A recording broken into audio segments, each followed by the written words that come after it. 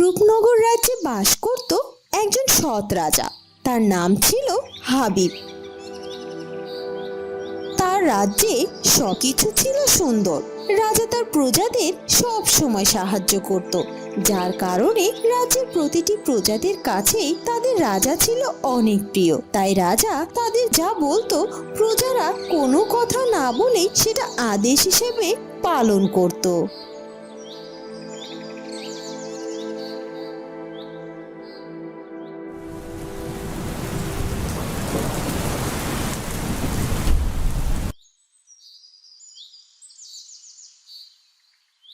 রাজামশাই, রাজামশাই, আমরা যে এবার না খেতে পেরে মরে যাব।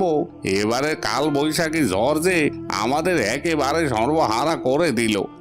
আমরা যে পথে বসে গেলাম, কোথায় যাব এখন আমরা? মহারাজ, আমাদের যে থাকার জায়গাটুকু নেই। কাল বৈশাখী ঝড়ে সব কিছু ভেঙে তছ নছ করে দিয়ে গিয়েছে। আমাদের কৃষি জমিও ভালো নেই। জমিতে থাকা সকল ফসল কাল বৈশাখী ঝড়ে নষ্ট হয়ে গিয়েছে। এখন তা থেকে আর একটুও ফসল পাওয়া যাবে না। এখন আমরা কি করব মহারাজ? এবছর তো আর তেমন ফসল আমরা ফলাতে পারিনি, যার কারণে আমাদের বাড়িতে খাদ্য মজুদ কম। আবার তারপরে এই কালবৈশাখী ঝড় এসে আমাদের ঘর বাড়িও ভেঙে দিয়ে গেল। এখন আমরা কি করব মহারাজ? হ্যাঁ মহারাজ, আপনার কাছে আমরা সাহায্য চাই। আপনি আমাদের কিছু একটা পথ বলে দিন, যার মাধ্যমে আমরা আবারও আমাদের ঘরবাড়িও ফিরে পেতে পারি। হ্যাঁ হ্যাঁ, আমি তোমাদের অবশ্যই সাহায্য করব। তোমরা যে আমার রাজ্যের প্রজা, তোমরাই তো আমার আপনজন। তোমরা যদি না থাকতে আমি তো তাহলে কখনোই রাজ্যের রাজা হতে পারতাম না। আমি তোমাদের এ বছরের সকল খাজনা মওকুফ করে দিলাম। তোমাদের আমাকে আর খাজনা দিতে হবে না। এই বছর আমার রাজকোষ থেকে তোমাদের সকলকে আমি ফসলের বীজ দিচ্ছি এবং 1 বস্তা করে চাল দিচ্ছি। তোমরা এগুলো নিয়ে আপাতত চাষাবাদ শুরু করো। আমি তোমাদের সাথে আছি। আমি তোমাদের সাথে গিয়ে মাঠে তোমাদের সাথে চাষ করব। এবার আর আমার রাজকোষে একটি টাকাও নেই যা দিয়ে আমি তোমাদের কিছুদিন বসিয়ে খাওয়াবো। তাই আমি তোমাদের সাথেই মাঠে গিয়ে কাজ করব। আপনাকে অনেক ধন্যবাদ মহারাজ। আপনি যদি আমাদের পাশে এসে না দাঁড়াতেন, তাহলে যে আমাদের না খেতে পেয়ে মরতে হতো। আপনি যে আমাদের কত বড় সাহায্য করছেন আপনি নিজেও জানেন না। আর আপনি কেন মাঠে গিয়ে কাজ করবেন? আমরা তো আসি মাঠে কাজ করার জন্য। আপনি রাজমহল থেকেই আমাদের জন্য একটু দোয়া করবেন, যাতে আমরা ভালোভাবে ফসল ফলাতে পারি। হ্যাঁ রাজামশাই, আপনাকে মাঠে যেতে হবে না, আমরাই মাঠে গিয়ে কাজ করব। আপনি শুধু শুধু আমাদের জন্য একটু দোয়া করবেন। না, আমিও তোমাদের সাথে মাঠে কাজ করতে চাই, কারণ এ রাজ্য তো আমারই আর তোমরা তো আমার প্রজা।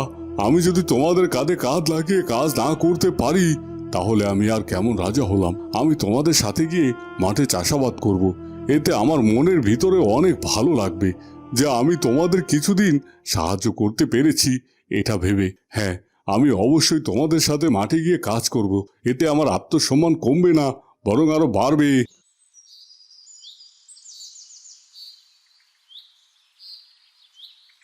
পরদিন সকালবেলা রাজামশাই সবার সাথে গিয়ে মাঠে উপস্থিত হয়। তখন মহারাজ নিজ হাতে কোদাল দিয়ে মাটি কেটে কৃষকদের সাথে মাঠে কাজ করতে শুরু করে।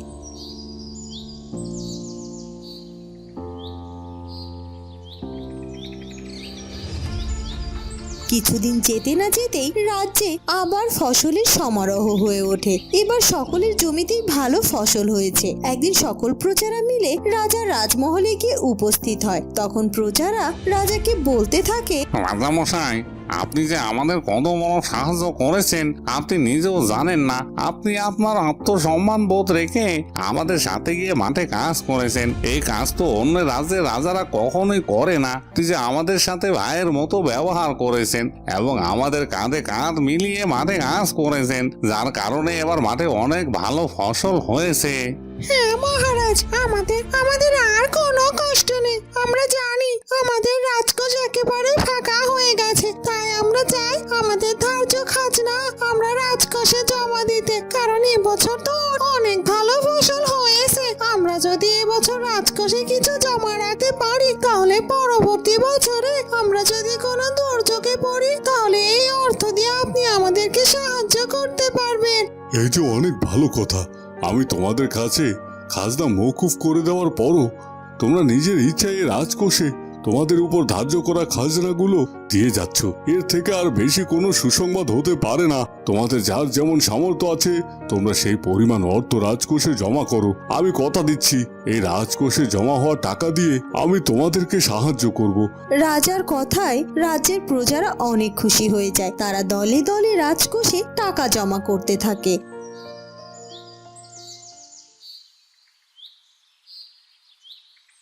এবছর আর কোনো দুর্যোগের শিকার হয়নি গ্রামবাসী। পরবর্তী বছরে গ্রীষ্মকালে অনেক খরা হয়, যার কারণে চাষিরা এবার আর কোনো ফসল ফলাতে পারে না। যার কারণে রাজ্যে অনেক দুর্ভিক্ষ দেখা দেয়। কেউই তাদের খাবারও প্রতিদিন ঠিকমতো জোগাড় করতে পারে না। একবেলা খেয়ে তাদের জীবন কাটাতে হয়। মহারাজ, আমরা যে অনেক বড় বিপদে পড়েছি, আপনি আমাদের সাহায্য করুন। আমরা যে এবার খরার কারণে একটি ফসলও ফলাতে পারিনি, যার কারণে আমাদের বাড়ির খাবারের একটা দানাও নেই। আমরা বাচ্চা কাচ্চা কাউকে কিছুই খাওয়াতে পারছি না। না খেতে পেয়ে আমাদের তো দেখছি এবার মরতে হবে। এখন আমরা কি করব মহারাজ, বলুন? অনেক বড় বিপদ এসে পড়েছে আমাদের রাজ্যে। সকলকে একে অপরের জন্য এগিয়ে আসতে হবে। গ্রামের বড় বড় চাষিদের ঘরে তো অবশ্যই অনেক খাবার আছে, তাই আমি চাই আমরা সকলে একে অপরের পাশে দাঁড়াই। যাদের বাড়িতে অনেক খাদ্যশস্য আছে তারা কিছু কিছু পরিমাণ খাদ্যশস্য আমরা রাজকোষে জমা দেই। এ থেকে যারা একেবারেই হতদরিদ্র ও গরিব তাদেরকে আমরা এই রাজকোষ থেকে কিছু খাবারের ব্যবস্থা করে দিতে পারবো। আর আগের বছর আপনাদের ফসল ভালো হওয়ায় রাজকোষে যে অর্থ জমা দিয়েছিলেন সেই অর্থ দিয়ে আমি আপনাদের জন্য অন্য রাজ্য থেকে খাদ্য আমদানি করব, যাতে আমাদের রাজ্যের সকলে তা দিয়ে তাদের চাহিদা পূরণ করতে পারে। এখন বলুন, আপনারা কি আমার সিদ্ধান্তে রাজি আছেন? হ্যাঁ মহারাজ, আমরা আপনার সিদ্ধান্তে রাজি আছি। যেমনটি আপনি বলবেন আমরা ঠিক তেমনটি করব।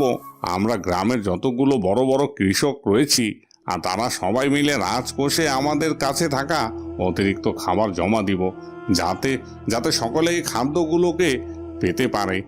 হ্যাঁ মহারাজ, আমরা তাহলে এখন আসি। আমরা সকলে গিয়ে যার যার বাড়িতে থাকা অতিরিক্ত খাদ্যশস্যগুলো এনে রাজকোষে জমা দিই। আমরা আমাদের সাধ্য অনুযায়ী আপনার সাহায্য করব, কথা দিচ্ছি আমরা। এই কথা বলে সকল প্রজারা সেখান থেকে চলে যায়।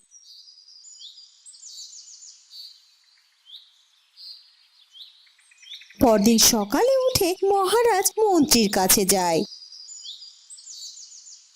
মন্ত্রী, মন্ত্রী, এদিকে এসো।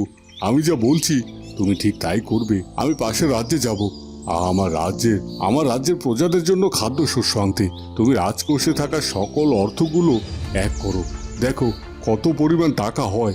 আর আমার নিজস্ব যে জমিগুলো আছে সেগুলো তুমি বিক্রি করে দাও, এবং এসব বিক্রি করে যা টাকা হবে সে টাকাগুলো আমাকে এনে দাও। আমি আমার জমি বিক্রি করা টাকা দিয়ে এবং রাজকোষে থাকা টাকা দিয়ে আমার রাজ্যের প্রজাদের জন্য খাদ্যশস্য কিনতে যাব। মহারাজ, আপনি যা বলবেন তাই হবে। আর আমি আমারও কিছু নিজস্ব জমি বিক্রি করে আপনাকে সাহায্য করতে চাই। সে তো ভালো কথা। এখন যাও, আর দেরি করো না। এখনই তুমি আমার জমিগুলো বিক্রি করে টাকা নিয়ে এসো। মন্ত্রী মহারাজের কথা শুনে সেখান থেকে চলে যায়।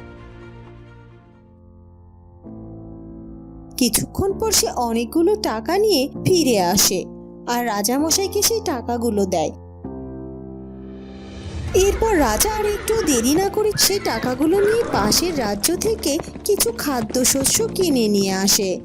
রাজা তার প্রজাদের এত ভালোবাসে যে সে তার নিজের জমিগুলো পর্যন্ত বিক্রি করে রাজ্যের প্রজাদের ভালোর জন্য খাদ্যশস্য নিয়ে আসে। আর সে কথা রাজ্যের প্রজারাও জেনে যায়। মহারাজ, এ কি করেছেন আপনি? আপনি আপনার জমিগুলো বিক্রি করে আমাদের জন্য খাদ্যশস্য কেন কিনে এনেছেন? এতে তো আপনার আরো ক্ষতি হয়ে গেল। তাহলে কি আপনি আমাদের সাহায্য করার জন্য নিজের এত বড় ক্ষতি করলেন? হ্যাঁ মহারাজ, আমরা যে আপনার কাছে অনেক বড় ঋণী হয়ে গেলাম। আমাদের রাজ্যের সকল প্রজারা এখন আপনার কারণে দুবেলা খেতে পাচ্ছে। আপনি যদি আমাদের সাহায্য না করতেন তাহলে যে আমরা না খেতে পেরে মরে যেতাম। এই রাজ্যের অনেক গরিব প্রজারা রয়েছে যাদের থাকার জন্য একটু বাড়িও নেই, তারাও যে আপনার কারণে আজ খেতে পারছে, ভালো বাসস্থান পাচ্ছে। আপনাকে অসংখ্য ধন্যবাদ মহারাজ। আপনি যদি আমাদের পাশে না থাকতেন তাহলে আমাদের যে কি হতো। হ্যাঁ, এটা সত্যি যে আমি আমার নিজস্ব জমি তোমাদের জন্য বিক্রি করে দিয়েছি, কিন্তু মনে রেখো এই জমি আমি আবারও কিনতে পারবো। কিন্তু তোমাদের মুখের হাসি কি এই জমি থেকে কম দামি?